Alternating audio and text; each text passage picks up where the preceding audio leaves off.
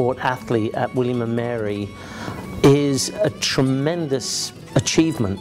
And the fact that she wasn't just a stand-in, she was a valuable player for both squads, really is testimony to her as an athlete, a soccer player, lacrosse player, and as a person, because she could handle all of the stresses and strains associated with the demands of she had so much heart and battling qualities, and in any team you have to have that balance.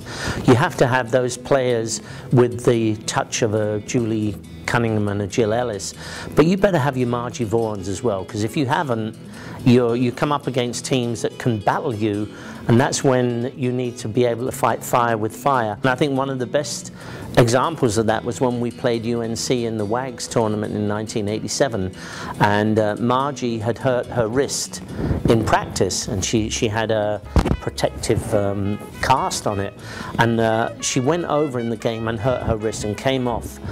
And I thought, that's it, she's done. She was in so much pain, and tears were just streaming down her face.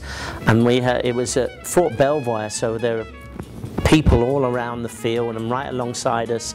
And I thought, well, Margie's done. She won't be going back in. She's in so much pain. And it was about 15 minutes ago, she came back up to me saying, "I'm okay." And I looked at her and said, "Margie, are you sure?" And the look she gave me was one that said, "You better put me back in, pal, because if you don't, you're in big trouble." And you're going back in. And I put her back in. We ended up winning the game on PKs, the first time we'd ever beaten UNC, and we won the WAGS tournament. We would never have won that tournament without a player like Margie Vaughan on the field. All right, everyone in this room is thinking what I'm thinking. As the evening started, you're thinking, who is going to have to talk after Mike Tomlin? Hello, me. And unbeknownst to him, I'm one of those people that was so excited to come tonight to hear him talk. And now he's talked, and now I've got to come up with words of my own. So I'm just trying to take a deep breath after seeing Mike Tomlin up here. But I would like to thank a couple of people here as well tonight. My mom and my dad and my sister are here, and I just thank you for 40+ years of support and love.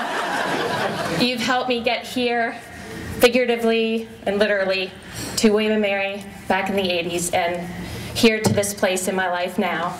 To all my family friends that watched me grow up over the years, I appreciate you all being here. To my husband Billy, to my daughters Annie and Sally, I love waking up every day being a part of Team Sneed. You're the best.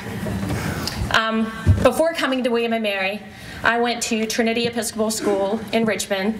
My headmaster, Dr. Aycock, and his wife are here. And it was actually the greatest high school experience anyone could wish for. And I thought to myself on the night before my parents were going to drop me off for soccer preseason, how sad is it that I'm 18 and I've had the best 4 years of my life? Nothing could ever get better than this. But what I didn't realize is if William & Mary was a high school, it would be Trinity. And I was going on to something just as amazing. 4 days into JD's preseason, I would not have thought that. I still thought, I will never be happy again. But after 4 years of William & Mary, I realized that I had been a part of something truly special and something that was going to impact my life moving forward.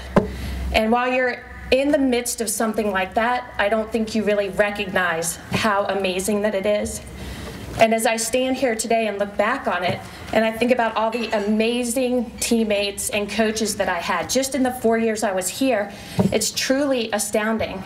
I mean, amongst them are obviously high school coaches, club coaches, but they're state championship coaches, they're club owners and directors. They've gone off to coach at Harvard, Penn, Princeton, Villanova, Notre Dame, UCLA. They are World Cup champions. They're national team coaches. And I think to myself, well, I better have been pretty good to be surrounded by people like that on the field. And at the time, you don't realize how amazing they're going to be.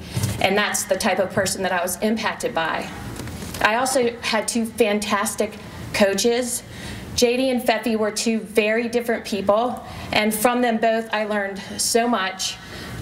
They helped me become the players the player that I was on each team, but truly the coach that I am today back at my high school in Richmond. So thanks to both of you for the love and compassion that you shared with me. I don't forget it, and I use it every day, I promise you.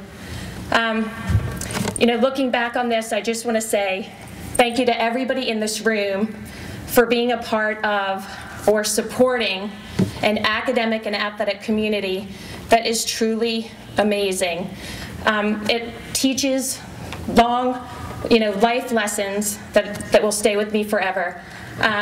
You make unending and lifelong friendships. And I think more importantly, a sense of pride in where you come from that never leaves you. So to everyone in this room, I truly say, one tribe, one family. I'll never forget my 4 years here. It impacts me every day.